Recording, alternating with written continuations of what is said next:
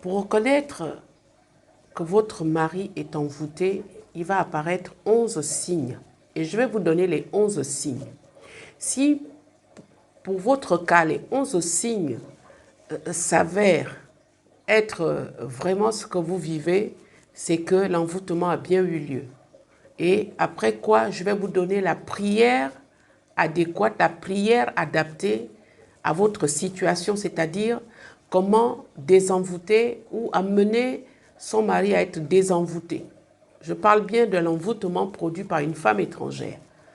Vous avez regardé la vidéo de la partie 1, là c'est la partie 2.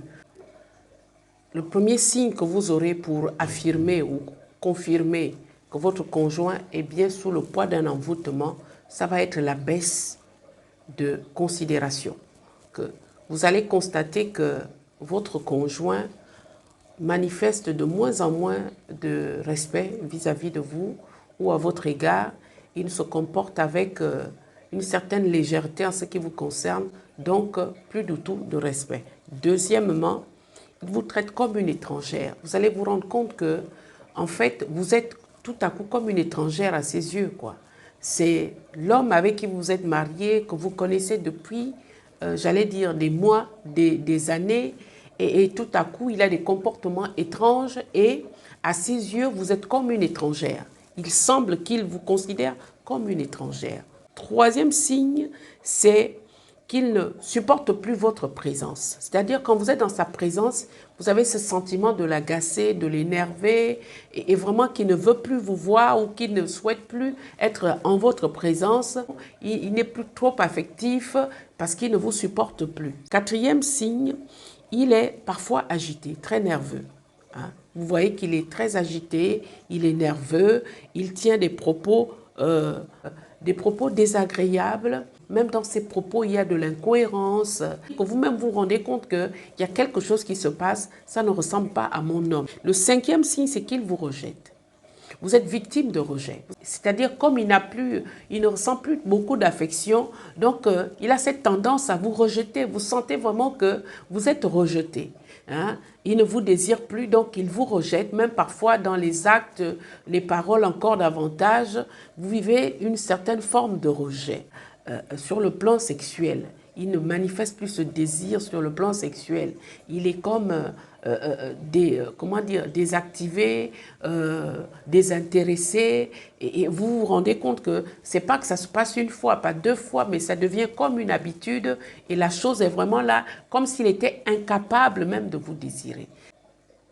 Et la sixième chose, c'est que dans les propos incohérents qu'il tient, des fois, il laisse place aux accès de colère et parfois des injures. Il va vous injurier sans qu'il ne fasse attention et vous-même, vous allez reconnaître que ce n'est pas dans ses habitudes, ce comportement n'est pas habituel. La septième chose, c'est qu'il a comme une gêne de se mettre nu devant vous. Il a comme une gêne de se déshabiller.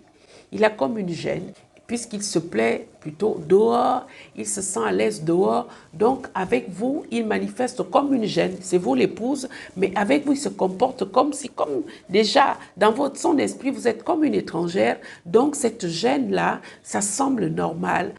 Vous voyez, c'est là que vous reconnaîtrez qu'il se passe vraiment des choses dans son esprit. Il se passe des choses dans sa personne parce que votre époux, qui vous connaît, qui vous a toujours pratiqué, du coup, se sent gêné. Vous avez l'habitude de vous mettre nu, mais tout à coup, depuis un moment, il est gêné quand il se déshabille. Et huitièmement, il n'a pas la gêne d'afficher qu'il a une relation extra-conjugale. Ça semble normal pour lui. Donc, il commet cette infidélité, il n'a plus honte du tout, il n'a même plus de scrupules, il le fait mais vraiment au vu, au su de tous. Il est d'ailleurs très convaincu d'être amoureux de la femme étrangère. Il est convaincu que c'est la femme de sa vie au point qu'il va vous parler de divorce. Moi, je veux divorcer, je veux me séparer. C'est l'ordre normal des choses selon lui. Donc, il ne se gêne plus. C'est un amour et pourtant illusoire. C'est un amour animé par des illusions, mais il est convaincu d'être amoureux. Donc, il va vous parler divorce, il va vous parler séparation parce qu'en fait, il est convaincu que c'est la bonne chose à faire. Dixièmement, il découche. Il va se mettre à découcher. il s'absente du foyer conjugal, il découche, il n'a pas de compte à vous rendre, il découche comme il veut, il fait ce qu'il veut, il peut disparaître 2 jours, 1 semaine, 1 mois, pour lui c'est normal. Et il n'a pas de compte à rendre parce que la chose est normale dans sa tête, il découche. Et 11e, dans certains types d'envoûtement, on programme l'homme à être violent. Pas être dans tous les cas, mais souvent la violence intervient. C'est quelqu'un qui est manipulé, donc il est très nerveux parce que son esprit est en surcharge. On a beaucoup dosé, on a mis beaucoup de choses en lui, donc il s'exprime, il est très nerveux et il peut passer à la violence physique sans le vouloir, sans s'en rendre compte. C'est ça le 11e signe, que votre conjoint est vraiment sous le poids d'un envoûtement. Alors, si ces signes sont avérés dans votre cas, il n'y a plus rien à dire, le diagnostic est clair, c'est que votre conjoint est envoûté.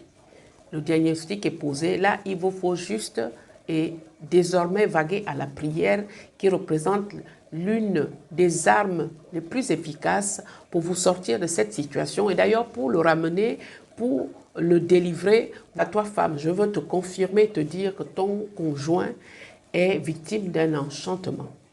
Il est victime des charmes. Il a été envoûté.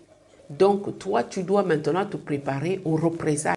Une femme sorcière, une féticheuse, l'a envoûté, elle a empoisonné son esprit, il ne sait plus qui il est, il se cherche, il est vraiment désarçonné, il est à l'envers. Il ne sait plus dans quelle maison il doit vivre, quelle est sa vraie maison, qui est sa vraie épouse. Donc il est vraiment dans une totale confusion spirituelle et il a vraiment besoin de votre aide.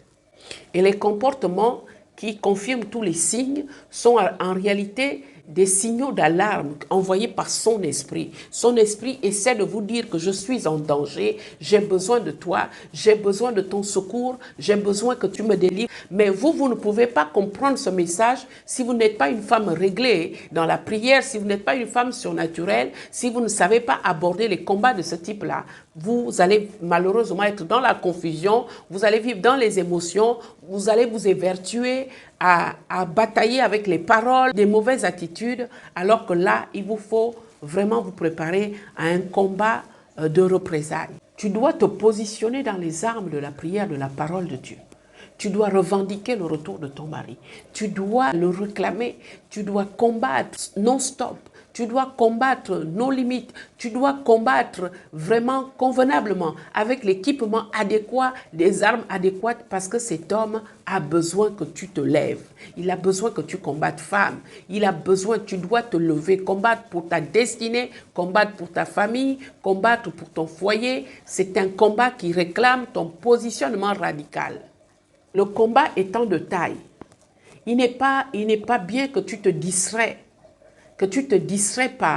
par des querelles, par des disputes, par une atmosphère qui ne te permettra pas de t'en sortir, d'être équilibré. Et tu risques d'être disqualifié avant même d'avoir commencé.